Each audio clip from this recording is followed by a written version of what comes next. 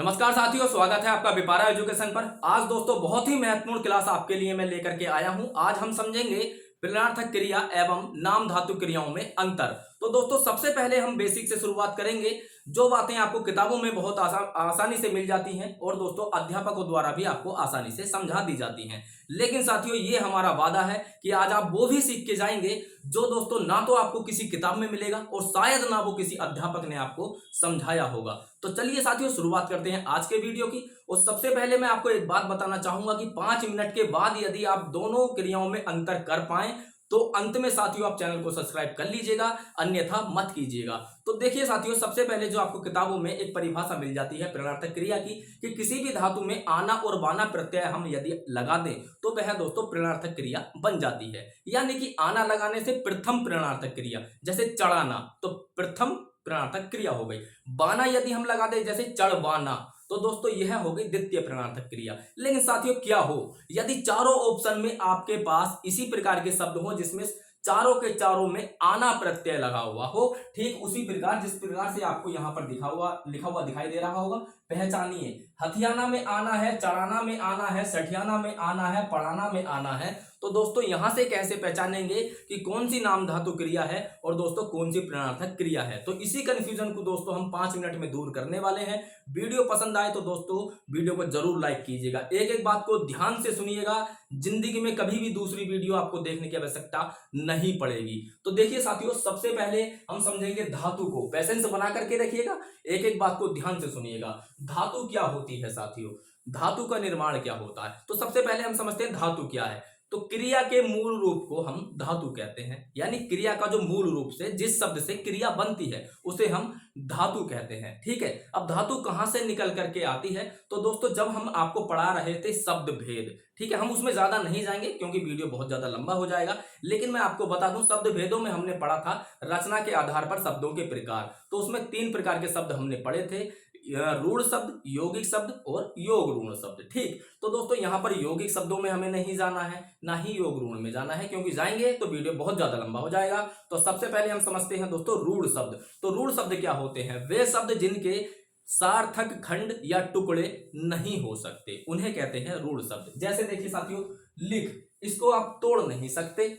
पढ़, इसको भी आप नहीं तोड़ सकते। चढ़ को भी नहीं तोड़ेंगे। हाथ, इसको भी खंड नहीं हो सकते। साठ, इसके भी नहीं हो सकते। और लात, इसके भी नहीं हो सकते। इन्हें यदि आप तोड़ेंगे तो शब्द निरर्थक हो जाएगा, कोई अर्थ नहीं बचेगा। लेकिन जैसे मैंने आपसे कहा विद्यालय, तो विद्यालय को आप यदि तोड़ेंगे तो विद्या जमा आल्य, यानी 2 शब्द वहां से निकल करके आ जाएंगे। वह रूढ़ शब्द नहीं है, लेकिन इन सभी शब्दों को आप खंड नहीं कर सकते, इसलिए ये रूढ़ शब्द है। अब दोस्तों रूढ़ शब्दों में ही धातु होती है, रूढ़ शब्दों में ही क्या होती है, धातु होती है। जैसे कैसे पहचान करें, तो साथियों किसी भी रूढ़ शब्द के अंत में यदि आप ना प्रत्यय लगा दें, ठीक है, किसी भी रूढ़ शब्द में यदि आप ना प्रत्यय लगा दें, यदि दोस्तों वहां से क्रिया का निर्माण हो जाए तब वह साथियों हो जाएगा आपका धातु। और यदि क्रिया का निर्माण ना हो तब दोस्तों वह अन्य शब्द हो जाएगा। मतलब संज्ञा हो सकता है, सर्वनाम हो सकता है, विशेषण हो सकता है, परंतु धातु नहीं हो सकता। आइए जरा इसको समझ लेते हैं। जैसे लिख लिखा हुआ है, अब दोस्तों लिख में आप ना प्रत्यय लगाइए तो हो जाएगा लिखना, यानी कि क्रिया बन गई, तो यह धातु हो गया। पढ़ में ना लगाएंगे, पढ़ना, क्रिया बन गई, यानी ये भी धातु शब्द है। चढ़ना, ये भी क्रिया बन गई, तो दोस्तों ये भी धातु शब्द है। लेकिन हाथना, ये कोई क्रिया नहीं बनी। साठना, ये भी क्रिया नहीं बनी।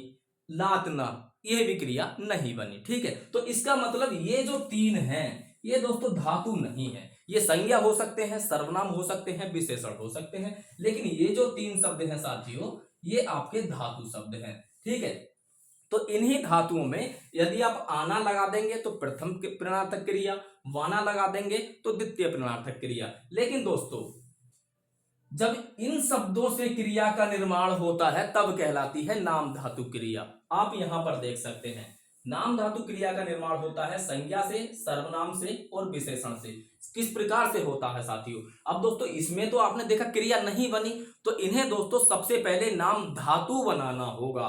धातु बनेगी तभी क्रिया बनेगी, क्योंकि क्रिया का मूल रूप धातु ही होता है। ठीक है, तो हाथ का हम नाम धातु कैसे बनाएं, तो हाथ को हम कर देंगे दोस्तों हथिया, क्या कर देंगे, हथिया। अब दोस्तों हथिया कैसे, हथिया का क्या मतलब हो गया दोस्तों, कोई चीज आपसे कोई छीन ले, है ना, तो आप कहेंगे उसने मुझसे वो हथिया ली, है ना, कोई चीज हथिया ली। या किसी को आप लात से मारे तो आप कहेंगे वह उसको लतिया रहा है, क्या कर रहा है, लतिया रहा है, ठीक है।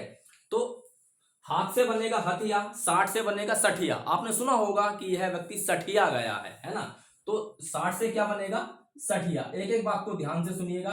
ये दोस्तों धातुओं का निर्माण हो रहा है, जब तक धातु नहीं बनेगी तब तक क्रिया नहीं बनेगी। ये तो पहले से ही धातु थी, आपने ना लगा करके देख लिया, ये धातु नहीं थी तो इन्हें हम धातु बनाएंगे, और जब ये धातु बनेगी तो ये दोस्तों सठिया होगा। अब दोस्तों ये समझने के लिए है केवल, लेकिन ट्रिक मैं आपको ऐसी बता दूंगा कि जिंदगी में आप गलत नहीं करेंगे, केवल अभी समझा रहा हूं, ठीक है। जब वैसे ही हो जाएगा लतिया, ठीक है। अब दोस्तों इसमें आप ना लगाइए, ठीक है, आना लगाइए तो ये हो जाएगा हथियाना, इसमें आप ना लगाइए हो जाएगा सठियाना, ठीक है।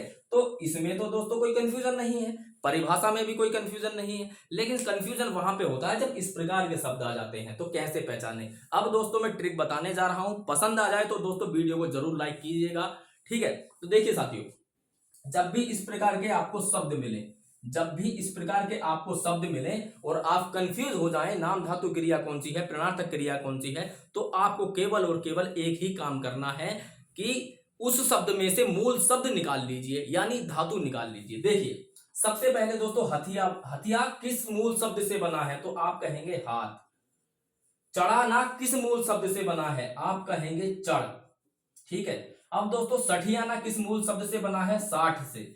पढ़ाना किस मूल शब्द से बना है, पढ़ से, ठीक है। ये मूल शब्द हैं साथियों, ये मूल शब्द हैं, इन्हीं से इन क्रियाओं का निर्माण हुआ है। अब हमें पहचान करनी है कौन सी नाम धातु क्रिया है, कौन सी प्रणार्थक क्रिया है। अब इन मूल शब्दों में ना लगा करके देख लीजिए, ना लगा करके देख लीजिए, ठीक है। सब में आपने ना लगा दिया दोस्तों, जहां से क्रिया बन रही है वह प्रणार्थक क्रिया है, और जहां से क्रिया नहीं बन रही है वह नाम धातु क्रिया है।